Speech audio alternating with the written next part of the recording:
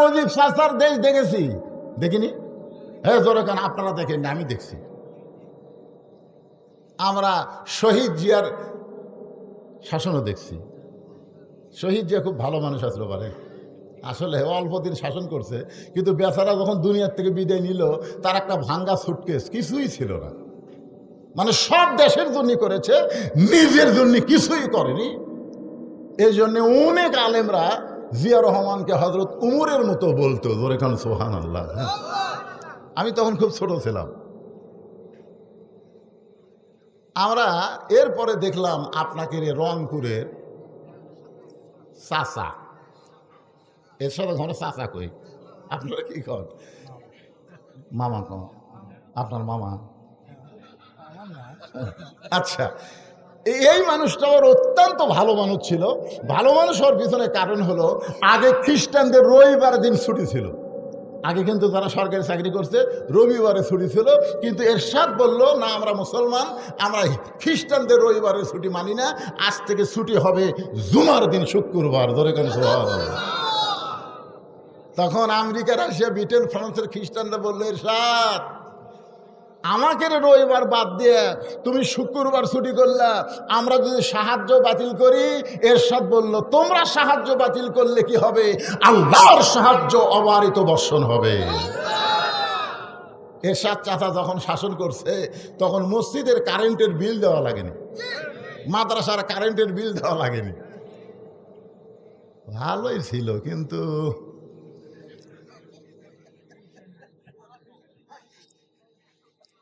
যাই হোক, রংপুরের মাটিতে সেটা আর বলতেছি না, আপনারা বুঝা নেবেন অ্যাঙ্গেলে। এরশাদের পরে আমরা দেখলাম আমাদের বগুড়া জেলার ভাবি শাসন, শহীদ জিয়ার বউকে আমরা ভাবি কই।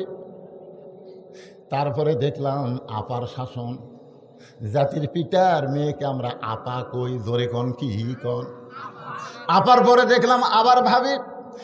এরপরে ভোট হোক বা না হোক, 16 বছর আমরা দেখলাম স্বৈরাচারীর শাসন, সর্বমূল্যে 50 বছর দেখেছি আমরা। এই যে সামনে যে ইলেকশন আসতেছে, এবার আমরা কোনো মানুষের তন্ত্রমন্ত্র দেখব না, আমরা আল্লাহর কোরআনের শাসন দেখতে চাই। কারা কারা দেখতে চান? দুই হাত তুলে আমার আল্লাহকে দেখান। লিল্লাহি তাকবীর, হাত নামান। আল্লাহর কোরআনের শাসন দেখবার গেলে সামান্য একটা সিমটম বলি, বাংলাদেশের মতন 96টা দেশের খলিফা, বাংলাদেশের মতন কয়টা? 96টা দেশের খলিফা আল্লাহর কোরআন দিয়ে রাষ্ট্র চলায়। মানুষের আইন দিয়ে না, আল্লাহর কোরআন দিয়ে। তিনি একদিন জুমার মেম্বরে দাঁড়িয়ে খুতবা দিচ্ছেন, খুতবা মানে যেরকম বক্তব্য দিচ্ছি এরকম বক্তব্য দিচ্ছেন দাঁড়িয়ে। মাঝখান থেকে একজন সাহাবী দাঁড়িয়ে বলতেছে, ইয়া আমির আল মুমিনিন, আপনার খুতবা শুনবো না। ওমর ফারুক, কে রে ভাই, আমার কি উচ্চারণ ভুল হচ্ছে? আমি কি খুতবায় কোনো ভুল বলতেছি? আমার খুতবা কেন শুনবা না? লোকটা বলতেছে, না আপনার খুতবা পড়া ঠিক, উচ্চারণ ঠিক, সবই ঠিক। তাহলে আমার ব্যাঠিক কি? ব্যাঠিক হলো আমাদেরকে খাটো পাঞ্জাবি দিয়ে আপনি লম্বা জুব্বা পরছেন। দেখেন কোরআন দিয়ে যখন দেশ চলবি তখন নেতা কিভাবে সাইজ করবি দেখেন। হ্যাঁ, আমাদেরকে আপনি খাটো পাঞ্জাবি দিয়ে আপনি লম্বা জুব্বা পরে খুতবা দিচ্ছেন। যতক্ষণ পর্যন্ত আপনার লম্বা জুব্বার কাহিনী না বলবেন ততক্ষণ আমরা আপনার খুতবা শুনবো না। সঙ্গে সঙ্গে উমর ফারুক খুতবা বন্ধ করে দিলেন। ছোট বাচ্চার মতন চোখ দিয়ে দর দর করে পানি আসতেছে। র্যাব নাই, পুলিশ নাই, চামচা নাই, জগ ধরবি। আপনাদের পীরগঞ্জের এমপি যদি কেউ এরকম বলে, এমপি সাহেব আপনার বাড়ি তো ভালোই তেলতেলা, আমাদের বাড়ি, বলা মাত্র এমপি চামচা আছে না নাই? কথা কন না কেন? আছে না? এই কে রে, কে রে? আরে বাংলাদেশের কোন এলাকার এমপি না, বাংলাদেশের মতন 96টা দেশের খলিফা জুব্বা লম্বা হওয়ার কারণে বক্তব্য বন্ধ করে দিচ্ছে। উমর ফারুকের চোখ দিয়ে দর দর করে পানি পড়তেছে। এমন সময় 30 পারা কোরআনের হাফেজ, 6 লক্ষ হাদিসের হাফেজ, নাম হলো আব্দুল্লাহ বাবার নাম হলো হযরত ওমর। দেখেন নেতার বেটার শিক্ষার যোগ্যতা, দেখেন নেতার বেটা ইঞ্জিনিয়ার, ব্যারিস্টার, 30 পারা কোরআনের হাফেজ, 6 লক্ষ হাদিসের হাফেজ আব্দুল্লাহ বাবার পাশে দাঁড়ায় উকালতি করতেছে আর বলতেছে, রে রবির সাহাবীরা, তোমরা খাটো পাঞ্জাবি হলেও তো নতুন কাপড় পরে তোমরা নামাজ পড়তে এসেছো, আমার পরনে দেখো নতুন কোনো কাপড় নাই। ওসমান গনি বলে, আব্দুল্লাহ আজকে জুমার দিনে সবাই নতুন কাপড় পরে নামাজ পড়তে আইছে, আর তুমি পুরাতন কাপড় কেন পরলা? আব্দুল্লাহ বলতেছে, নবীর সাহাবীরা রে, তোমরা সবাই যখন ঘুমায়া যাও আমার বাবা তখন ঘুমাই না। আমি একদিন গভীর রাত্রে ঘুম থেকে চেতন পায়ে দেখি আমার মা দরজার দাঁড়ায় আছে। আব্দুল্লাহ বলতেছে, আব্দুল্লাহ বলে, আমি মাকে দরজার দিকে বললাম, কে মা, এত রাত্রে আপনি দরজায় দাঁড়িয়ে আছেন কেন? আব্দুল্লাহর মা বলতেছে, তুই জানিস না বাবা, তোর বাবা যেদিন থেকে মদিনার খলিফা হয়েছে সেদিন থেকে আর ঘুমায় না। সবাই যখন ঘুমায় তখন চোরের মতো গোপনে গোপনে মানুষের দুঃখ কষ্ট নিজের চোখে দেখে বেড়া। একদিন দেখতেছে বাবা এখানে গল্প করে কেড়ে, একদিন হযরত ওমর দেখে গভীর রাত্রে তাঁবুর মধ্যে কি হয়, কাছে গিয়ে দেখে 2টা বাচ্চা খালি মা মা বলে কাঁদতেছে, আর মা খালি বলতেছে, বাবা গোস্ত সিদ্ধ হলেই তোমাদের খাবার দেব। ওমর ফারুক চিন্তায় পড়ে গেলেন, দুম্বার গোস্ত হলে বড় জোর 8 ঘন্টা লাগবে, উটের গোস্ত হলে 1 ঘন্টা লাগবে, এত রাত হয়ে গেল এখন পর্যন্ত গোস্ত সিদ্ধ হয় না। সন্তানগুলো কাঁদে, মায়ের মনে কি দয়া হয় না? ওমর ফারুক বললেন, মা তুমি কেমন মা, তোমার সন্তান ক্ষুধার জ্বালায় কান্দে আর তোমার গোস্ত সিদ্ধ হয় না? মেয়েটা তাঁবুর ভিতর থেকে বলে, পথিক আমার বাড়ি হলো ইয়ামিন দেশে, আমি শুনেছি মদিনার খলিফা ওমর অত্যন্ত ভালো মানুষ, আমার 2টা এতিম বাচ্চাকে খলিফা ওমরের কাছ থেকে সাহায্য পাওয়ার আশায় বিকেলবেলা ওমরের দরবারে গিয়ে দেখি এত মানুষের ভিড়, আমি ভিড় ঠেলে ওমরের কাছে যাবার পারি নাই। আজকে গভীর রাত্রে মদিনায় তাঁবু টাঙ্গাইছি, আমার 2টা বাচ্চাকে নিয়ে আমি ঘুমায়া সকালবেলা ওমরের দরবারে যাবার চাই, কিন্তু আমার 2টা বাচ্চার পেটে এত খিদা লাগছে, ক্ষুধার জ্বালায় যখন বারবার কান্দে তখন আমি মা ওদেরকে সান্ত্বনা দেওয়ার জন্যে আমি পাতিলে পানি আর পাথর নিচে আগুন জ্বলায় বলতেছি, বাবা গোস্ত সিদ্ধ হলেই তোমাদের খাবার দেব, আমার বাচ্চাদের এত পেটে খিদা, আমার পাথর সিদ্ধ হবে না, বাচ্চাগুলো হয়তো সকালবেলা পর্যন্ত আর বাঁচবে না। ওমর ফারুক বললেন, মা একটু ধৈর্য ধরো, মা একটু ধৈর্য ধরো। এক দৌড় মারলেন, বাইতুল মালের দরজায় গিয়ে বললেন, আসলাম তাড়াতাড়ি 1 বস্তা খাবার আমার মাথায় উঠায় দে। আসলাম বলে, আমি চাকর, আপনি হলেন খলিফা, বলেন কোথায় বস্তা নিয়ে যাওয়া লাগবে? ওমর কান্দের বলে, আসলাম রে, একজনের পাপের বোঝা একজন মাথায় নেয় না, দে আমার মাথায় উঠায় দে। বস্তা মাথায় নিয়ে হযরত ওমর যখন দৌড় মারতেছে, পিছন দিক থেকে আসলাম কান্দের বলে, এত জোরে দৌড়ালে আপনি পড়ে যাবেন, আপনার কষ্ট হবে। ওমর বলে, আসলাম রে, সময় মতো জায়গা মতো যদি পৌঁছতে না পারি তাহলে ওমরকে আল্লাহ জাহান্নামের আগুনে পুড়াইয়া মারবে। এক দৌড়ে তাঁবুর কাছে গিয়ে বললেন, মা উটিয়ার হালুয়া তৈরি করো। মহিলা উটিয়ার হালুয়া তৈরি করে যখন হযরত ওমরের হাতে দেয়, ওমর 2টা এতিম বাচ্চাকে নিজের 2 উরাতের উপর বসায়া উটিয়ার হালুয়া যখন মুখে দেয়, 2টা বাচ্চা ফ্যাল ফ্যাল করে ওমরের দিকে তাকায়। ওমর ফারুক বলে, কি দেখতেছো? বলে, আমাদের বাবা নাই, আমার এতিম কে গো? এই গভীর রাত্রি এতিমের মুখে খাবার দাও। আর আইতাল্লাযী ইউকাযযিবু বিদ্দীন ফাযালিকাল্লাযী ইয়াদুল ইয়াতীম ওয়ালা ইয়াহুদ্দু আলা তাআমিল মিসকিন। কে গো এই গভীর রাত্রে এতিমের মুখে খাবার দাও, তুমি কে গো? ওমর ফারুক দুই হাত তুলে আল্লাহর কাছে বলে, আল্লাহ এই অধমকে তুমি জাহান্নাম থেকে বাঁচায় দাও, এই অধমকে তুমি জাহান্নাম থেকে বাঁচাও।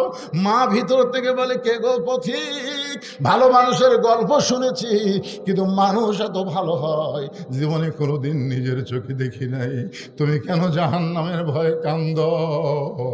মদিনাতে যদি উমরকে আল্লাহ খলিফা না বানায়া তোমাকে যদি মদিনার খলিফা বানায় দিত, আমি একজন ভিনদেশী মহিলা বলতেছি, মদিনা আল্লাহর জান্নাত হয়ে যেত। আব্দুল্লাহ বলে, রে নবীর সাহাবীরা রে, তোমরা সবাই যখন ঘুমাও আমার বাবা তখন ঘুমায় না। গভীর রাত্রে আমার বাবা আমার দরজায় এসে ডাকতেছে, আব্দুল্লাহ আব্দুল্লাহ আব্দুল্লাহ। আমি আব্দুল্লাহ দরজা খুলে তাকাই দেখি বাবার হাতে একটা নতুন জামা। আমি খুশি হয়ে বললাম, বাবা বাইতুল মাল থেকে একটা জামা আমাকে দিছে বাবা। গভীর রাত্রে আর একটা জামা আমাকে দিবার আইছেন, নেতার বেটা হওয়ার মধ্যে লাভ আছে। আব্দুল্লাহ খুশি হয়ে বলতেছে, বাইতুল মাল থেকে আমার একটা নতুন জামা দিছে, গভীর রাত্রে আর একটা দিবে রাইছেন, নেতার বেটা হওয়ার মধ্যে লাভ আছে না নাই? আমাকে এলাকার চেয়ারম্যানের বেটা R15 হুন্ডালে বেড়ায়। আয় হাই রে,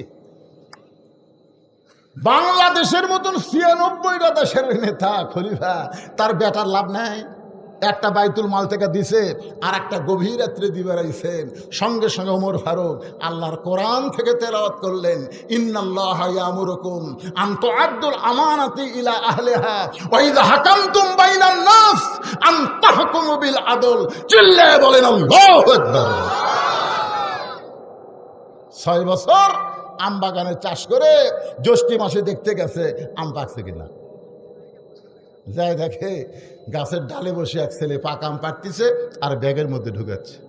বাগানের মালিক বলে, আরে আমি খাইনি, আমার পরিবারের কেউ খায়নি, আর তুই আমার গাছে চড়ে আম পাড়তেছিস, তোর বাপকে গিয়া বিচার দিব।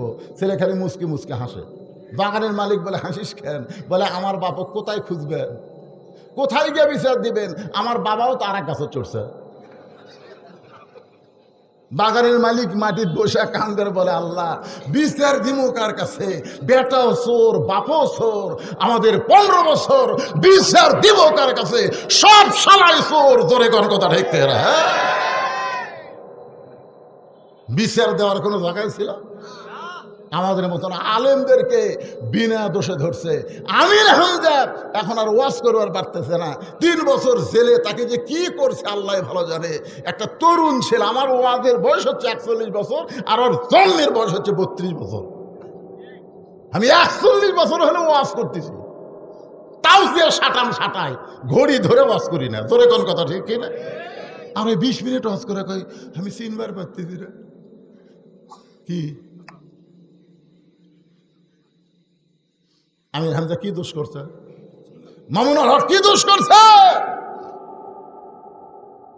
ইউসুফ নবীর মতন বিনা দোষে জুলাইখা যেরকম জেলখানায় বন্দি রাখছিল, এটা আরেক জুলাইখা। ধরে কোন কথা ঠিক না? ধরে বলো,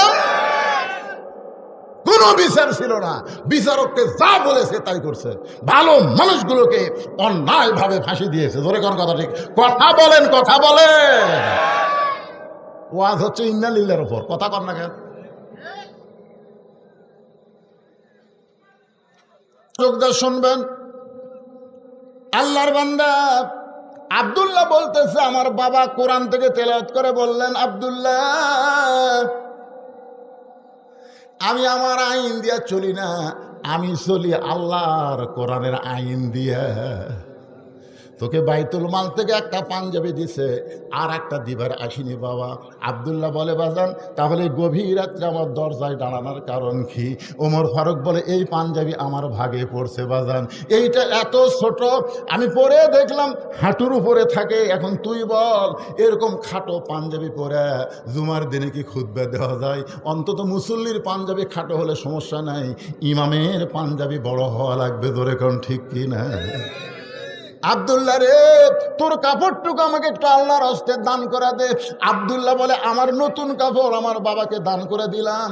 বাবার কাপড় আমার কাপড় একত্র করে বাবা লম্বা জুব্বা বানায় খুতবা দেয়।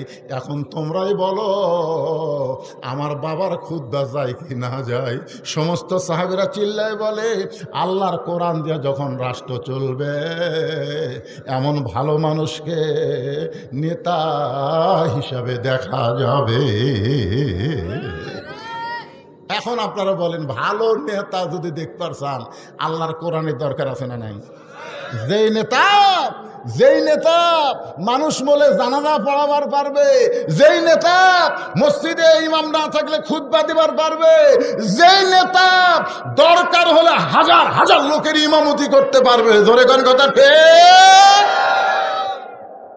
মসজিদের মধ্যে 3 মুসল্লি, হুজুর নাই, বারবার খালি ঘড়ি দেখতেছে, কে রে নামাজের টাইম হলো রে, হুজুর নাই রে, কে নামাজ পড়ায়? নামাজ পড়াবি কে? ওই 3টার মধ্যে কেউ নাই। তা আমি যখনই ঢুকবো তখন দেখতেছি ওরা খালি হুজুর খুঁজতেছে, বুঝলেন, দরজা দিক টাকা আছে। আমি আস্তে করে পিছন দিকে ব্যাগ দিলাম, দেখি ওরা কি করে। যখন টাইম হয়ে গেছে তখন এই 3 জনের মধ্যে একজন আবার জামাত ইসলাম সমর্থন করে, একজন আওয়ামী লীগ, একজন বিএনপি। তো এখন আওয়ামী লীগের যাই, তাই বলতেছে, কে ভাই তুই সামনে যা, তোর মাথার টুপি আছে, মুখের দাঁড়িয়ে আছে, তুই যা। আমি যে জামাত ভাই, তোর দল ক্ষমতা তাতে তুই যা। আরে পাগলা, নামাজ পড়ি রে, পড়াবার পারি রে। এখন বলতেছে, ভাই আমি যে জামাত ইসলাম, সামনে যদি যাই, তোরা নিয়ত করার সময় কি বলবি? নিয়ত করার সময় তো বলা লাগবে, একতে দেয় তুই বেহাজাল রাজাকার, না বেহাজাল ইমাম কব। ইমাম মানে নেতা, মানে আমি কিন্তু এখন নামাজ পড়ানোর সময় জামাত ইসলাম হইয়া তোরকে নেতা হম, তোরা আওয়ামী লীগ বিএনপি, তোরা কি কব ক? তখন আওয়ামী লীগ বলতে তো ফাজলামও বাদ দিত, বলে বাইরের কথা ভিতরে কোস না। তুই জামাত, আমি আওয়ামী লীগ, ওই বিএনপি, এটা হলো বাইরের কথা রে, ভিতরের কথা হলো আমরা 3 ভাই একসঙ্গে জামাত করতে চাই। ইসলামের ভিতরের কথা হলো আওয়ামী লীগ বিএনপি জাতীয় পার্টি জামাত না, প্রত্যেকটা মুসলমান কোরআন অনুযায়ী চলতে চাই। ধরে বলেন কথা ঠিক কিনা? কি চিন্তা করতেছেন? 2-1জন ওটা বসা করতেছেন, ভাবতেছেন আমরা আওয়ামী লীগ পরিবারে আমাকে হুজুর বাঁশ দিচ্ছে না, কে কি করছেন ওটা কোনো ব্যাপার? আপনার বলেন, আমার জামাই ওয়াজ করল, কি কিসের ওয়াজ করলো? তওবার ওয়াজ করেনি, যেরকম তওবার ওয়াজ করেনি। এখানে অনেক আল্লাহর বান্দা আছে, এখানে অনেক আল্লাহর বান্দা থাকতে পারে যারা এখন পর্যন্ত এশার নামাজ পড়েনি। কথা কয় না রে, কথা কয় না। এশার নামাজ না পড়া যারা ওয়াজ শুনতেছে, এরা যদি ফজরের আগে মরে যায়, কোন দল? না না না না, আওয়ামী লীগ নামাজ পড়ে, এখনই ওয়াজ করেন কি আওয়ামী লীগ নামাজ পড়ে না? পড়ে। আপনারা বলেন তো ভাইজান, যারা এশার নামাজ পড়েনি, ফজর আগে মরে গেল, এরা কোন দল হয়ে মূল? বেনামাজি কোন দল? সেটাই জানেন না। আমি বুখারী শরীফ, মুসলিম শরীফ থেকে 3টা হাদিস বলবো, জোরে কোন কয়টা? আপনারা দেখেন তো হাদিসগুলো কি কয়। প্রথম যেটা বলতেছি, এটা বুখারী এবং মুসলিম শরীফ 2 হাদিসের মধ্যে আছে, বাইনাল আবদি ওয়াল কুফরি তরকুস সালাত, বান্দা আর কাফেরের মধ্যে পৃথক করার বিষয় হলো নামাজ। আর একটা হাদিস বলি, এটা হলো বুখারী শরীফের হাদিস, মান তারাকা সালাত মুতাম্মিদান ফাকাত কাফারা, ইচ্ছা করে একটা ওয়াক্ত নামাজ যারা বাদ দিল এরা কুফরি করলো। আর একটা হাদিস হলো লা সালাতা লা ঈমানা, যার নামাজ নেই তার ঈমানই নেই। কি মন খারাপ করতেছেন? কেবল ঘড়ি 11:15 বাজতেছে ভাইরে। কি বাবা কিছু বলবা? চলুক মানে মুসানবীর 3টা মনে আছে না, ভুলে গেছেন? কেবল 2 নম্বরত মাল মারতেছি। শেষ কার্ডটাতে কি মজা বুঝলেন? শেষ কার্ডটা হবে কুল জাল হাক্ক ও জাহাকাল বাতিল ইন্নাল বাতিলা কানা জাহুকা। মুসানবী মৃত্যুকে পছন্দ করে কয় কারণ? জোরে বলেন কয় কারণ? 1 নম্বর কারণ হলো না মরলে জান্নাতে যাওয়া। এই হিসাবে আমরা সবাই মরতে চাই, কথা কর না, ভুলে গেলে ওয়াজ হবে। এই হিসাবে আমরা সবাই এখন আমার মা বোনেরা পর্দার অন্তরালে চুপ করে থাকে, চিন্তা করতেছে এ পর্যন্ত হুজুর আমাকে একটা ওয়াজও করলো না। ধরে খান কথা ঠিক কি না? আমার মায়েরা চিন্তায় পড়ে গেছে, এতদিন পর বদরশিদ আসলো কিন্তু একটা কথাও আমাদের বললো না। আমি মা বোনদের জন্য 4 লাইন ওয়াজ কর্ম, ধরে খান কয় লাইন?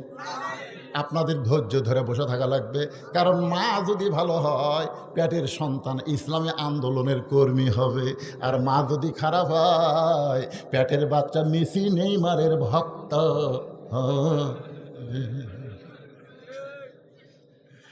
আপনারা চান যে আমাদের যুবকগুলা মেসি নেইমারের ভক্ত হোক না হাসান হোসেনের ভক্ত হোক? কোনটা চান? হাসান হোসেনের ভক্ত যদি আমরা চাই, আমাদের মাগুলোর ভালো হওয়ার দরকার আছে না নাই? এই জন্য 4টা লাইন। গভীর রাত্রে খাদিজাতুল কুবরা আল্লাহ রাসূলের হাত ধরে কাঁদতেছে। রাসূল ঘুম থেকে চেতন পায়, বলে খাদিজা কাঁদেন কেন? বলে কান্দার কারণ হলো যে কোনো সময় আমার মৃত্যু হবে, মৃত্যুর আগে আমার কি কোনো খবর নাই? রাসূল বলেন, খাদিজা এই দুনিয়াতে 10 জন পুরুষকে আল্লাহ জান্নাতের সার্টিফিকেট দিয়েছে, আজকে শুনে নাও আল্লাহ 10 জন নারীকেও জান্নাতের সার্টিফিকেট দিয়েছে। পুরুষের মধ্যে 10 জন হলো আবু বকর, ওমর, ওসমান, আলী, এইভাবে 10 জন। আর নারীদের মধ্যে 1 নম্বর হলো খাদিজাতুল কুবরা। পুরুষের মধ্যে 1 নম্বর জান্নাতের নাম কি? জোরে কোন ভাই, নাম কি? কে রে ছেলে পেলে তোমরা এর খেলে হাসে রে বারে, কি রে? পুরুষের মধ্যে 1 নম্বর জান্নাতের নাম কি? আবু বকর। জোরে বলেন নাম কি? 2 নম্বরের নাম কি? উমর। জোরে কোন 2 নম্বরের নাম কি? আল্লাহ রাসূল বললেন, খাদিজা নারীদের মধ্যে 1 নম্বর জান্নাতে হলো খাদিজাতুল কুবরা। সঙ্গে সঙ্গে মা খাদিজা মুচকি মুচকি হাসতেছে। আল্লাহ রাসূল রসিকতা করে বললেন যে আপনি তো জান্নাতের 1 নম্বর, তাহলে জান্নাতের 2 নম্বর কে হলে ভালো হয়? পুরুষের মধ্যে জান্নাতের 2 নম্বর উমর, তাহলে নারীদের মধ্যে জান্নাতের 2 নম্বর কে হলে ভালো হয়? আপনারা বলেন তো, রাসূল জানে কি জানে না? জানে, কিন্তু বইয়ের সাথে রসিকতা করতেছে। আল্লাহ নবী নিজের বইয়ের সাথে রসিকতা করছে রে, ভাবির সাথে করেনি, ভাবির সাথে করেনি। আর আমাদের গুলা বইয়ের সাথে টাইম নেই। ভাবি আপনার মনে হয় বিয়েই হয়নি, তোর ভাবির কাছে এত তারিফ করে ওভার ডিউটি করবার চাচ্ছ? আল্লাহ রাসূল নিজের বিবির সাথে রসিকতা করেছেন। একদিন গভীর রাত্রে মা আয়েশাকে বললেন, আয়েশা এত ঘুমান আপনি? আয়েশা বলে, হুজুর কি করবেন? বলে চলো আমরা মরুভূমির দৌড়াদৌড়ি করি। জোরে কোন সুবহানাল্লাহ। আয়েশাকে নিয়ে রাসূল মরুভূমিতে দৌড়াদৌড়ি শুরু করলেন। এক সময় আয়েশা ক্লান্ত হয়ে নবীর উরাতে মাথা দিয়া শুয়ে পড়লেন। রাসূল বলে, আয়েশা এইটা তো ঘর না, এইটা হলো মরুভূমি। বলে এত রাত্রে কে দেখবে হুজুর? আল্লাহ রাসূল, আয়েশা রে আসমানের দিকে তাকায় দেখো কত তারকা দেখা যায়। আয়েশা বলে, কোটি কোটি তারকা দেখে। ইয়া রাসূলুল্লাহ, এত তারকা আল্লাহ কেন সৃষ্টি করছে? আল্লাহ রাসূল বলেন, আয়েশা আমার একজন সাহাবী আছে, এই তারকার চাইতেও আল্লাহ তার আমল নামায় নেকি বেশি দিয়েছে। আয়েশা বলে, হুজুর আমি জানি, আমি জানি সেই সাহাবীকে। আল্লাহ রাসূল বলেন, আয়েশা তুমি কেমনে জানো? বলে ওই সাহাবী হলো আমার বাবা আবু বকর। রাসূল বললেন, আয়েশা তোমার বাবা আবু বকর নয়, ওই সাহাবী হলো তোমার সতীনের বাপ হযরত ওমর। আয়েশার সতীনের নাম কি? হাফসা। হাফসা। ওমর ফারুকের মেয়ের নাম কি? হাফসা। এটা হলো তোমার সতীনের বাপ। সঙ্গে সঙ্গে আয়েশা বলে, হুজুর আর আপনার সঙ্গে খেলা করবো না। বাড়ির দিকে দৌড় মারতেছে। নবী রসিকতা করে ডাকতে বলে, আয়েশা রে শুধু উমর না, কিয়ামত পর্যন্ত আমার সমস্ত উম্মতেরা যত নেকি করবে তার চাইতে বেশি নেকি আমার একজন সাহাবীর আমল নামায় আছে। আয়েশা খাড়া হয়ে বলে, হুজুর সেই সাহাবীকে? বলে আমার আয়েশার বাবা। তার মানে বোঝা গেল রসিকতা। কে দিল ফ্যানের কাছে রেখে দিল?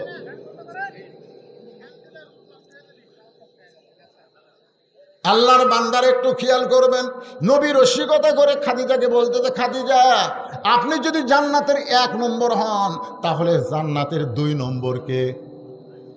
খাদিজা বলতে, যে হুজুর আমার কাছে যখন শুনবার চাচ্ছেন তাহলে জান্নাতের 2 নম্বর হলো ফাতেমা। কি বলছে? এ কথা কন না কেন, কি বলছে?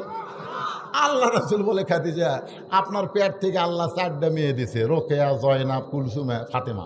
তো আপনি কুলসুমা, রোকেয়া, জয়নাবের কথা না বলে সরাসরি ফাতেমার কথা বলতেছেন, তার মানে? খাদিজা বলে, হুজুর আপনি তো বাপ, আপনি বুঝবেন না। কোন সন্তান কেমন এইটা বাবা জানে না, এইটা জানে তার মা। জোরে গান ঠিক কিনা? হ্যাঁ, আমার এলাকার এক ছেলে কয়, হুজুর 11 মাস আমার খিদা লাগে না, রোজার মাসে খালি খিদা লাগে হুজুর। হুজুর কোন তো এই ব্যারামের ওষুধ কি? এই ব্যারামের ওষুধ হলো তোর মাও।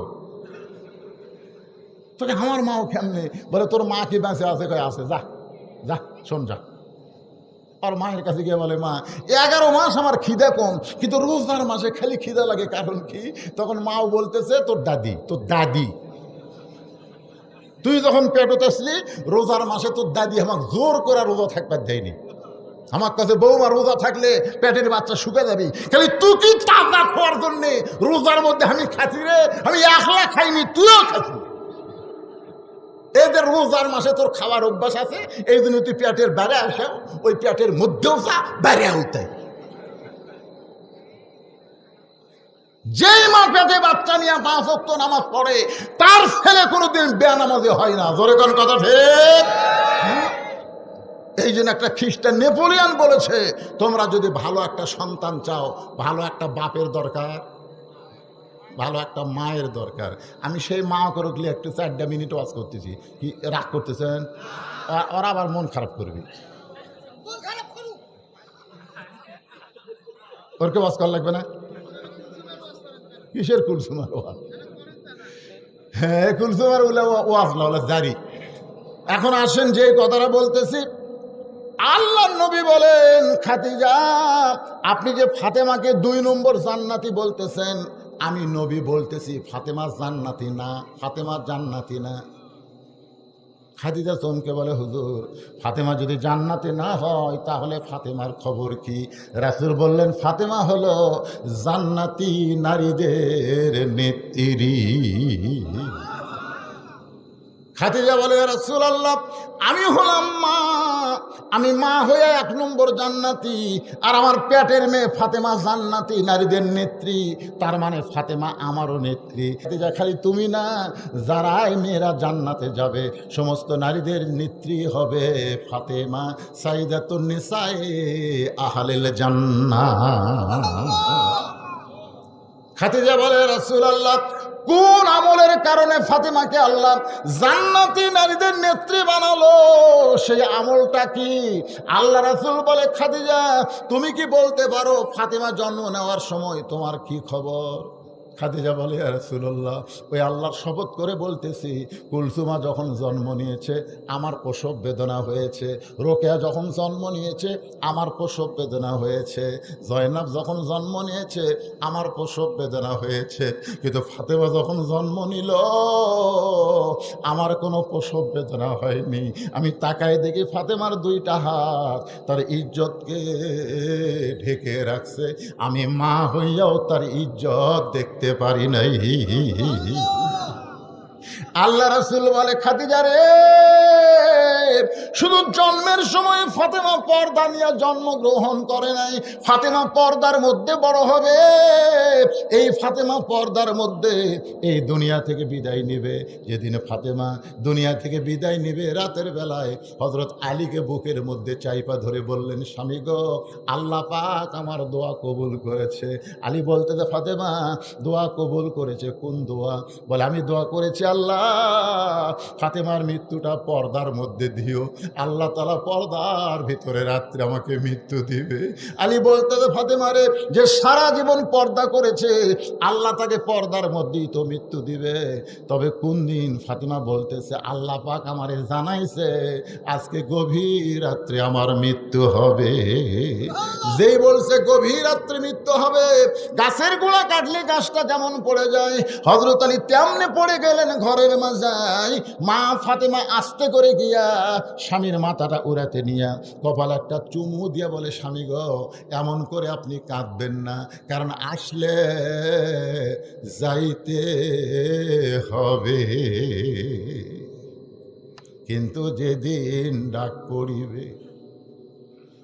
সবাই গজলটা জানেন না, কিন্তু যেদিন ডাক পড়িবে আমরা কেউ জানি না, জোগাড় কিছু করছো বন্ধু তার মাঝে বিছাইতে। আমাদের সবাইকে যাইতে হবে। ওগো স্বামী, আমি চলে যাব, আমার 3টা চাওয়া আপনার পুরা করা লাগবে।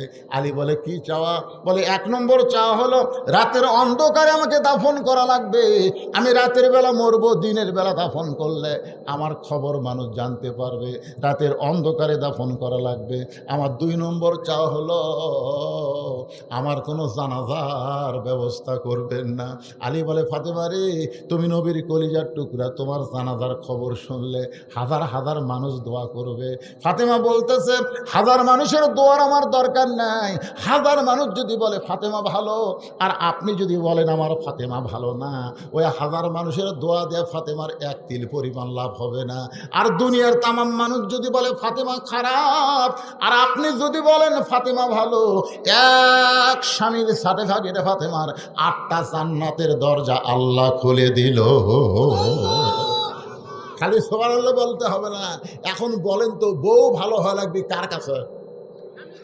কথা কন না কেন? বিয়ে করেন যে আপনারা কার কাছে? আর আমাদের গুলো লব উল্টা কি কয়, খালি তুমি আমার দেখতে পারো না, খালি তুমি। গোটা পাড়া খুঁজে দেখো, আমার বিরুদ্ধে কেউ নেই। আমি মায়েদের বলতেছি, মা, গোটা পাড়ার লোক যদি আপনাকে ভালো বলে আপনি জাহান্নামে যাবেন, কারণ আপনার চেহারা ফেরত দেখেছে আপনি বেপরদা নারী। একমাত্র স্বামী ছাড়া পৃথিবীর কোনো পরপুরুষ মেয়েদের সঙ্গে কথাবার্তা বলা, দেখাশোনা করা যাবে। ইমাম গাজ্জালি বলেছেন, প্রত্যেকটা মুসলমান পুরুষকে একটা অন্দরমহল বানান লাগবে। ছাত্র বললেন, হুজুর অন্দরমহল কি? ইমাম গাজ্জালি বললেন, একটা মহিলা মারা গেলে যারা তার লাশ ধরে কবরে নামাবার পারবে তারাই শুধু অন্দরমহলে ঢুকতে পারবে। এখন আপনাদের কাছে আমার প্রশ্ন হলো যে, একটা মেয়ে মানুষ মারা গেলে কারা কারা তাকে ধরে কবরে নামায়? আপনারা জানেন না? আচ্ছা, শালি যদি মরে আর দুলা ভাই যদি ধরবার চায়, জোরে কন হবে?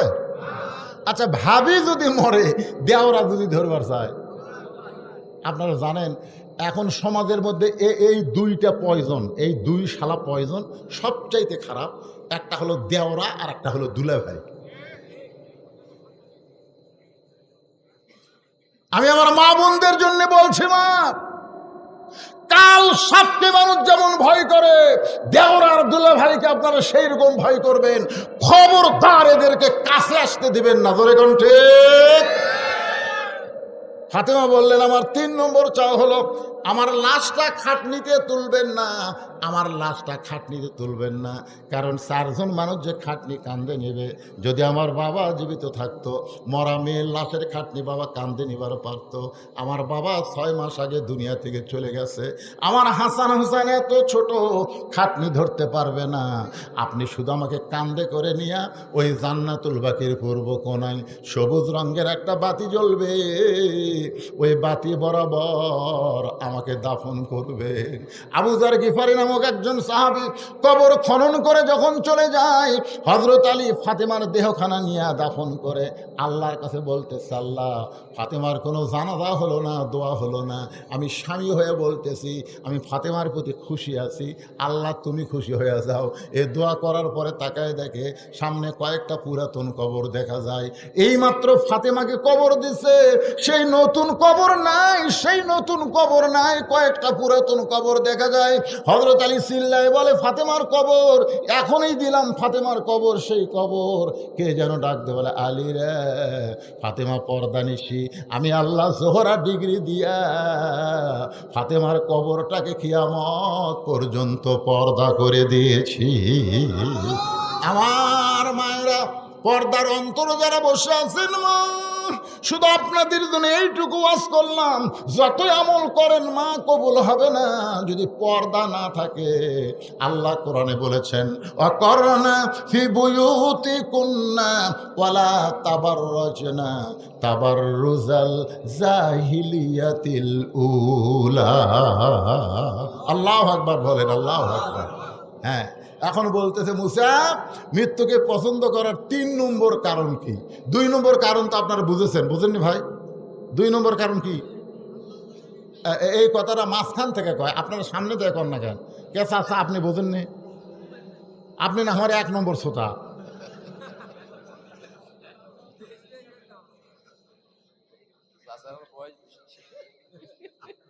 আপনি তো বুঝছেন, বোঝেননি বাজান? মুসা আলাইহিস সালাম মৃত্যুকে 2 নম্বর পছন্দ করার কারণ হলো আমার মৃত্যুটা কার জন্যে? আপনারাও কিন্তু বলছেন আমরা মরবো কার জন্যে? এবারে অন্তর থেকে কোনবারে সামনে কিন্তু চট করে আবার ঢুক ফিরে চট করে ঢুকবি, চট করে। আমি তো দূরে নেই, কাছাকাছি আছি। সেদিন আবার একটা ফোন কল ফাঁস হয়ে গেছে। 1 মাসই এই সরকার নাকি এরা আমরা সবসময় দোয়া ইউজ করতেছি, ধরে কোন কথা ঠিক কিনা? লাইলা তো সরকার নিগদিনা বলে। এর নাম কি? নাম কি? তিনি ক্ষমতাতে এখন বর্তমান যে যিনি, তার নাম কি?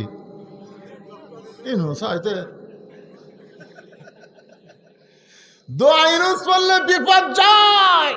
বর্তমানে বাংলাদেশের কেয়ারটেকার প্রধানের নামের কারণে, কামের কারণে আল্লাহ যেন আর কোনো বিপদ সামনে না দেয়। ধরে কণ্ঠে মারাত্মক ওয়াজ। আল্লাহ বলে মুসা রে, মৃত্যুকে পছন্দ করার 3 নম্বর কারণ কি? এটা তো একটা কারণ হবে ভাই। ফাটাফাটি তো ঘড়ির দিকে তাকাচ্ছি আর ওয়াজ করতেছি, কেবল আমার ঘন্টায় 2 ঘন্টা হলো।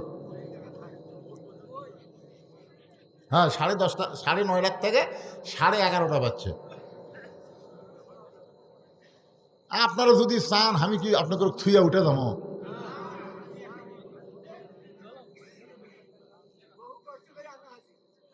ও বাবা, কে রে পিছনে ওরা খাড়া হয়ে থাকলো কে বাবা? এ ফাটাফাটি 3 নম্বর। বসো বসো বসো, আর চাপান যাবি না। রাত 11:30 আবার চাপা। শোনেন, এই মুসা নবী মৃত্যুকে পছন্দ করার 3 নম্বর কারণ বলার আগে আমি আপনাদের কাছে একটু মসজিদের জন্য হাত বাড়াবো, মাত্র 5টা মিনিট। এখন যদি বলেন হুজুর যাই যাই, যেই বলবেন যাই তখন আপনি নাই। বলেন তো কি নাই? আহা, প্রথম মদিনাতে হিজরত করার পরে রাসূল যে ঘরটা বানালেন সর্বপ্রথম, সেই ঘরের নাম হলো মসজিদে কোবা। এই যে আমার ভাই নামাজ পড়ছে,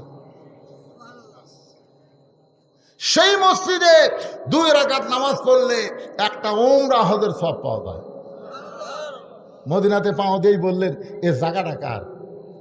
তো মদিনা একজন আনসার বললে ইয়া রাসূলুল্লাহ, এটা একটা এতিমের জায়গা। আল্লাহ রাসূল বললেন তাহলে এতিমরে ডাক দাও। এতিম যখন কাছে আসলো, 2 ভাই, ওরা 2 ভাই। আল্লাহ রাসূল বললেন এই জায়গা নাকি তোমাদের? তখন 2 এতিম বলতেছে না, আমাদের দেন, আমাদের না। আবু বকর রাদিয়াল্লাহু বলে ছেলে। মদিনারই একজন লোক বলতেছে তোমাদের জায়গা, আর তোমরা বলতেছো আমাদের না। এই যে কিছুক্ষণ আগে এক ছেলে গান গাইলো না? কি গান গাইল? পরের জায়গা পরের জমি, সবাই বলেন আল্লাহ। এখন যারা উঠে উঠে চলে যাবে, আল্লাহ এরকে প্যারালাইসিস দিয়ে মৃত্যু দিও আল্লাহ। আল্লাহ মরবি তো মরবি, প্যারালাইসিস দিও। আগে মুহূর্তে বইয়ের বেটার বইয়ের হাতে যেন গুড়েন খায় মরে। জোরে কোন কথা ঠিক না? আমি বলছি মুসা নবীর 3 নম্বর কারণ শুনে যাওয়া লাগবে রে। না শুনে লড়াচড়া করতেছে, টেকা আছে না দিলেন টেকা। আপনার টেকা না হলে কি আল্লাহর মসজিদ হবে না? হবে কি হবে না? ওখানে গিয়ে দেখবেন এখন এখন 235 শতক। প্রথম যখন আমি শুরু করেছিলাম টুংটাং মাদ্রাসা ওয়াজ করে টাকা দেয় না, ওপর 100 টাকা, ভিতরে খালি 10 টাকা, মুট করে হামাক দেয়, পকেটে দিয়ে বাড়ির যাই, গুনে থেকে 600। এরকম 17 বছর বেগার খাটে পরে আমার গাড়ির সাথে যে সাহাবি থাকতো অ্যাক্সিডেন্ট করে মারা গেল। আমি চিন্তা করলাম আমি তো মরে গেল, আমি যদি মরে যেতাম, মরাও সারা আমার নামগন্ধ শেষ। তখন চিন্তা করলাম কিছু একটা করা লাগবে। আমি এই 2007 সাল থেকে টাকা জুমে জুমে ওয়াজ করে যে টাকা পাই সে টাকা জমাতে জমাতে বর্তমান 235 শতক জায়গা আছে। সেখানে মহিলা মাদ্রাসা করছি 3 তলা, মসজিদ করছি, ছেলে মাদ্রাসা করছি বিল্ডিং। আবার এই বছরে করলাম আল্লামা সাইদি হুজুরের নামে বিশাল অডিটোরিয়াম। সাইদি হুজুরের নামে, শহীদ মৌলানা সাইদি হুজুরের নামে আমি একটা অডিটোরিয়াম করলাম। এই টাকা পৃথিবীর কারো কাছ থেকে 1 টাকা ভিক্ষা করিনি, 1 টাকা দান লেইনি, সমস্ত টাকা হলো আমার ওয়াজের টাকা। তা আপনারা কি মনে করেন আমি নিজে না খাইয়ে যখন পাঞ্জাবি দেখতেছেন, এই কালো কাপড় দেখতেছেন, স্যান্ডেল দেখতেছেন, একটাও আমার কিনা লয়, সব মানুষ আমাকে উপহার দেয়, আমি সেগুলো করে মাস্তানি করি। আর আপনারা যে টাকা দেন আমার মাদ্রাসার হুজুরদের বেতন দেয়, বাবুরসির বেতন দেয়, ছাত্র আছে অনেকগুলো, তাদের খাওয়ার টাকা পয়সা দেওয়ার আগে এই মিডিয়ার ছেলেটা মাঝে মধ্যে যায়। এই যে ছেলে এবার কয়েক মন আলু দিছে, মাশাআল্লাহ। ভাইজান বেশি লোক লাগে না ভাই, উঠে যায় না। আপনি টাকা না দিলে মসজিদ হবি না। এটি এমনও লোক আছে একজনে একটা মসজিদ বানাই দিবার পারে। জোরে কোন কথা ঠিক ঠিক উঠে জানকে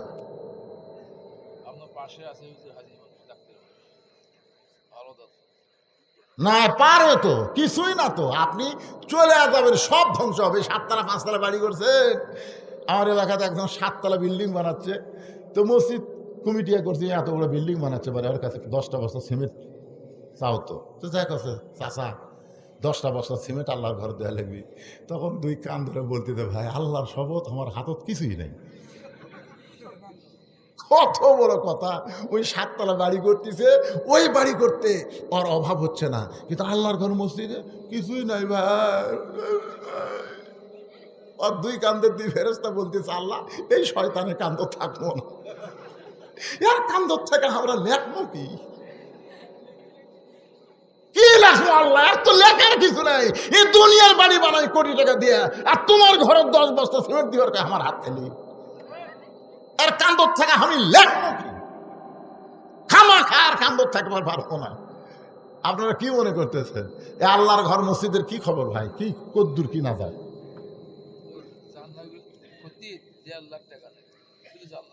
জানলা করতে 1.5 লাখ, আর সব পারবেন? জানলা লাগবে, আল্লাহর ঘরের জানলা। আচ্ছা এখানে এই গ্রামের নাম হচ্ছে চক করিমের। কারা কারা আছেন হাত তোলেন তো দেখি। চক করিমের এবারে হাত তোলেন রে, হাত তুলি দেওয়া লাগবে তা বলতেছে না। হ্যাঁ চক করিমের হাত নামান।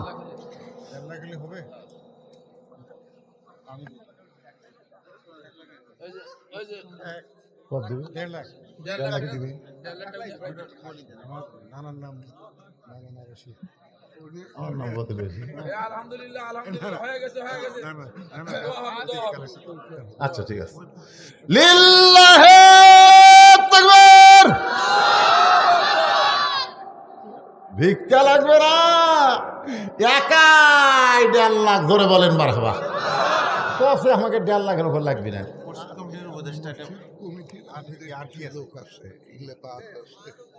আর লাগবে না, দেখো শিখলে দিচ্ছে, শিখলে লেখা আছে, ওগুলো আসলে থাক, ওগুলো দরকার কি আছে? উনি চাচ্ছে ও হয়ে যাবে কি? আপনারা বগুড়ার মাঠ ডালি চেনেন? এই বগুড়ার মাঠ ডালি চেনেন? মাঠ ডালির থেকে সামান্য সামনে ওখানে একটা চাটাইয়ের একটা মসজিদ আছিল। কিসের মসজিদ? চাটাইয়ের মসজিদ আছিল। আপনাদের দিনাজপুর থেকে একজন ধনী লোক, উনি যাচ্ছেন ওই ঢাকায়, ওনার বাসা ঢাকায়, দিনাজপুরে ব্যবসা করে। তো এখানে আসরের নামাজের আজান দিছে, যে আজান দিছে উনি আবার এত ভালো নামাজি যে আজান দেওয়ার পরে গাড়ি ড্রাইভারকে বলে ব্রেক, আজান দেওয়া মাত্রই ব্রেক। গাড়ির ড্রাইভার ব্রেক করছে, এখন কয়েক এখানে মসজিদ কোথায়?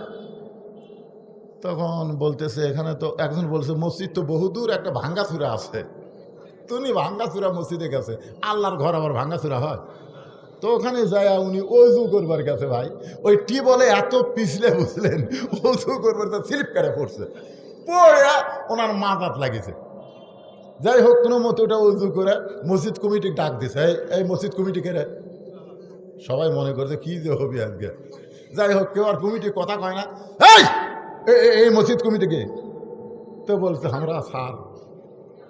এই তোরকে এলাকাত কোনো ইঞ্জিনিয়ার আছে? তার নম্বর দে। ইঞ্জিনিয়ার নম্বর দিছে, উনি ইঞ্জিনিয়ারকে এসে বলতেছে এখানে 3 তলা মসজিদ হবে, কত কোটি টাকা লাগবে হিসাব দাও।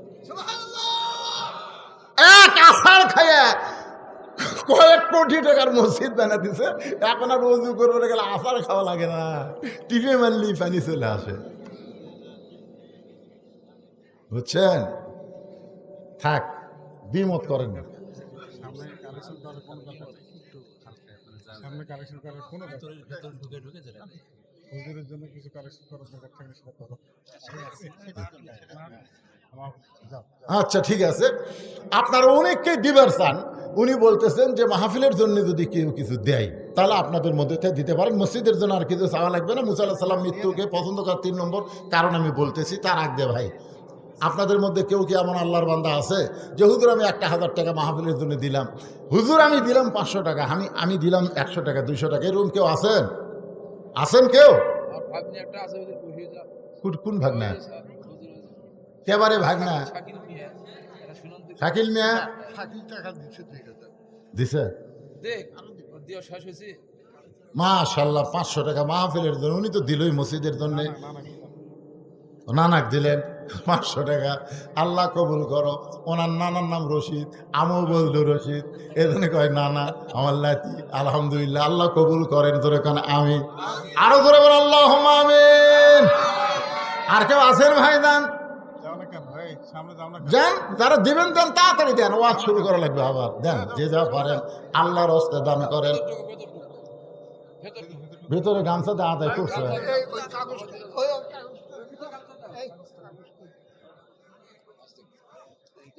আচ্ছা ঠিক আছে, এই কাগজটা বারবার আমাকে পড়তে বলতেছে, আর অনেকে বলবে যে আমরা কিছু দিলাম, আমাকে নাম কয় না। আচ্ছা ঠিক আছে, সমস্যা।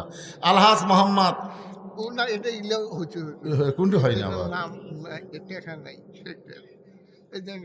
তৌফিকুর রহমান উনি আছে, তাই সব সাধারণ উনি আছে।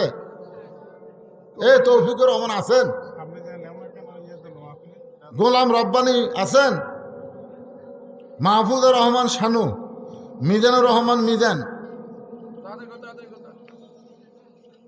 সাইফুল ইসলাম, বিশু মন্ডল, এরা খামাখা নাম বলে কি হয়? হ্যাঁ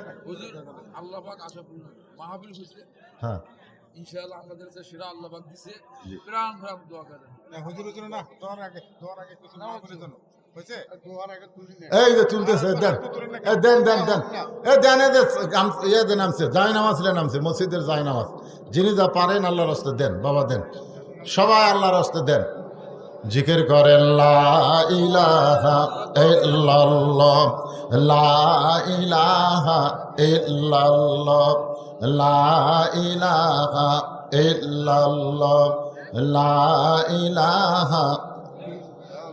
মুসা আলাইহিস সালাম বলেন আল্লাহ মৃত্যুকে পছন্দ করার 3 নম্বর কারণ আদায় হোক, আমার ওয়াজও হোক নাকি কোন ভাইজান? এই যে ওঠা বসা করতেছেন, অত্যন্ত গুরুত্বপূর্ণ ওয়াজ। এই 3 নম্বর কারণ বলার আগে আমি একটা গান গাইব, দেখেন তো গান গাইলে আপনারা কিছু বুঝতে পারেন কিনা। চলতে পথে 2 দিন থামিলাম, যাবার কালে একজন আরো দেখা না পাইলাম, ও আমার সাদের মালা যায় রে ছিঁড়ে, রইব না আর বেশি দিন তোদের মাঝারে। ডাক দিয়াছেন দয়াল না কয়ে আল্লাহ কন, ডাক দিয়াছেন আল্লাহ আমারে, রইব না আর বেশি দিন তোদের মাঝারে। চলতে পথে 2 দিন থামিলাম, ধরে কন কয়দিন?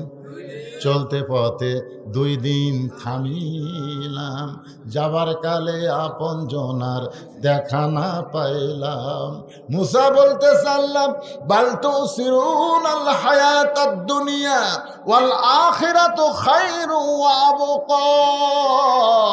দুনিয়া হলো ক্ষণস্থায়ী, জোরে বল দুনিয়া হলো কি, আর আখিরাত হলো। আচ্ছা, আপনাদের কাছে ক্ষণস্থায়ী ভালো না চিরস্থায়ী ভালো? দেখেন শয়তান মন কি করছে, কয়টা টাকা তুলবার যায় আপনারা এদিক সেদিক করতেছেন। আরে টাকা না দেন, টাকা না দেন, কিন্তু কথাগুলো কি গুরুত্ব আছে না নাই? একটু গুরুত্ব দিয়ে শোনেন রে ভাই, না শুনলে কি বুঝবেন? মারাত্মক কথা বলতেছি তো আমি, কি লিয়া যাবেন? হ্যাঁ, ওই যে আমরা ছোটবেলার গান শুনছি, কিন্তু যেদিন ডাক পড়িবে, কিন্তু যেদিন ডাক পড়িবে কবর মাঝে যাইতে, জোগাড় কিছু করছো বন্ধু তার মাঝে বিছাইতে। মুসা বলতে আল্লাহ মৃত্যুকে পছন্দ করার 3 নম্বর কারণ হলো ক্ষণস্থায়ী জীবনের পরিসমাপ্তি হবে, মৃত্যুর পরে চিরজীবন পাওয়া যাবে। আপনারা বলেন তো, আপনাদের কাছে ক্ষণস্থায়ী ভালো না চিরস্থায়ী ভালো? তাহলে আপনারা দুনিয়ার ক্ষণস্থায়ী জীবন চান না আখিরাতের চিরস্থায়ী জীবন চান?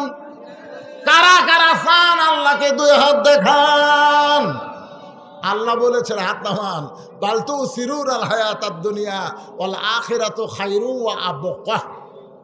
ভাই, আখিরাতের জীবনে ভালো কিছু পাবার গেলে এই কামটা দুনিয়াতে করা লাগবে, আর দুনিয়াও মাজরাতুল আখিরা। এখানে যে যেমন আবাদ করবেন আখিরাতে তেমনই ফসল পাবেন। আমরা আগামীতে আর কোনো মানুষের তৈরি আইন দিয়া বাংলাদেশের আবাদ করতে চাই না, আমরা আল্লাহর কোরআনের আবাদ চাই। আল্লাহ যেন আমাদের জন্য কবুল করে, জোরে করে আমিন। হ্যাঁ, লম্বা সময় আলোচনা না, যতটুকু শুনলাম। আল্লাহ ফজরের নামাজ আমাদেরকে জামাতের সঙ্গে আদায় করা তৌফিক দান করুক। সকলে বলে আল্লাহুম্মা আমিন। আস্তাগফিরুল্লাহাল্লাযী লা ইলাহা ইল্লা হুয়াল হাইয়ুল কাইয়্যুম ওয়া আতুবু ইলাইহি। আপনাদের কারো কোনো বক্তব্য আছে? আপনার কিছু আছে বলা? আল্লাহুম্মা আমিন। আচ্ছা, আল্লাহুম্মা আমিন। আয় আল্লাহ, হাজার হাজার নরনারী পুরুষ বাবাজিরা, পর্দার অন্তরালের মা বোনেরা ঘন্টার পর ঘন্টা আলোচনা শুনে আল্লাহ গো রহমতের দরজায় ফকির হয়ে দোকানা হাত তুলেছে। আল্লাহ মেহেরবানি করে আজকের এই মাহফিল আমাদের সকলের হেদায়েতের জন্যে, নাজাতের জন্যে, জান্নাতের জন্যে কবুল করো। এই মাহফিলের শুরু থেকে শেষ পর্যন্ত যত আলোচনা হয়েছে আল্লাহ, এর মধ্যে যদি ত্রুটি হয়, ভুল হয়, মাফ করে দিও। এর যা হাদিয়া মঞ্জুর করো সোনার মদিনায় নবী পাকের রওজা মোবারকে আল্লাহ তুমি কবুল করো। তামাম আম্বিয়ায়ে কেরাম, আসহাবে কেরাম, তাবিনী কেরাম, তাবিনী কেরাম, তামাম পৃথিবীর মাটির নিচে যত মুমিন মুমিনা শুয়ে আছে আল্লাহ সকলে পরে হাদিয়া কবুল করো। আল্লাহ গো, আমরা যারা হাত তুলেছি আমাদের জনম দুঃখনী মা যাদের কবরে চলে গেছে, ছোট্ট একটা শব্দ হলো মা। এ নামের মধ্যে যে কি মধু, যাদের মা নাই তারাই বুঝতেছে। আল্লাহ, গত বছরের 25শে ডিসেম্বর আমার মা দুনিয়া থেকে চলে গেছে। 18 সালের 3রা জুলাই আমার বাবা দুনিয়া থেকে বিদায় নিয়েছে। আল্লাহ, আমাদের মধ্যে অনেকের মা বাবা কেউ নাই, আমরা বড় এতিম হয়ে তোমার দরবারে হাত তুলেছি। আল্লাহ, আল্লাহ গো, বাপমার কবরকে জান্নাতের টুকরা বানায়া দাও। আমাদের দাদা দাদি, নানা নানি, আত্মীয় স্বজন, শ্বশুর শাশুড়ি যাদের কবরে গেছে আল্লাহ, কবরবাসীদের তুমি মাফ করে দাও। আল্লাহ, করিমপুর আয় আল্লাহ, তোমার মসজিদকে লক্ষ্য করে আজকের এই জান্নাতের বাগান লাগাইছে আল্লাহ। অনেকে অনেক দান করেছে, তার মধ্যে আমার একজন লাতি, তার নানার নাম আমার নানার সাথে আমার নামের সাথে মিল। আল্লাহ একাই লক্ষ টাকার বেশি দান করে দিয়েছে জানলার জন্যে। আল্লাহ গো, কি দোয়া করবো মাহবুব, আমি বড় গুনাহগার। তার প্রতি রহম করো, তার আপনজনের প্রতি যারা কবরে গেছে, বাপ মা মারা গেছে তো আল্লাহ বাপ মার কবরকে জান্নাতের টুকরা বানাও। আল্লাহ গো, সন্তান সন্ততিকে কবুল করো। আল্লাহ, আমার যেই বাবাজি দাওয়াত করে আজকে আমাকে এখানে নিয়ে আইছে, গ্রামে কোনোদিন আসি না, এলাকা দিয়ে কত গেছি আল্লাহ। আল্লাহ, কোরআনের মাহফিলকে কবুল করো। যেই যুবকেরা কষ্ট করে মেহনত করে এত সুন্দর আয়োজন করেছে আল্লাহ। গতকাল লালমনিরহাটে ওয়াজে ওঠার আধ ঘন্টা পর বৃষ্টি হলো, কিন্তু আজকে আখেরি মোনাজাত পর্যন্ত তুমি ভালো রেখেছো আল্লাহ। মেহেরবানি করে আজকের মাহফিল আমাদের সকলার জান্নাতের জন্য কবুল করে না। কত মানুষের জানাজার নামাজ পড়েছি, এই দুইটা হাতের দিকে তাকায় দেখেন, এই দুইটা হাত দিয়ে আমরা কত কবরে মাটি দিয়েছি। একদিন আমরা সবাই মরে যাব। যেদিন আমাদের মৃত্যু হবে, দিনটা যেন জুমার দিন হয়, মাসটা যেন রমজান মাস হয়, ইমানের সাথে ইজ্জতের সাথে দুনিয়া থেকে বিদায় নিতে পারি। আল্লাহ কবুল করো, আমার মা বোনদেরকে কবুল করো আল্লাহ। ফাতেমার মতন চরিত্র দান করে দাও। আমি অসুস্থ, আমার মতো যারা অসুস্থ আছে আল্লাহ সুস্থতার নিয়ামত দান করো আল্লাহ। আল্লাহ, যে কোরআনের ওয়াজ শুনলাম আল্লাহ, সেই কোরআন দেখতে কত সুন্দর। কোরআনের শাসন আমাদের বাংলার জমিনে আমাদের দেখার তৌফিক দিয়ে দাও আল্লাহ।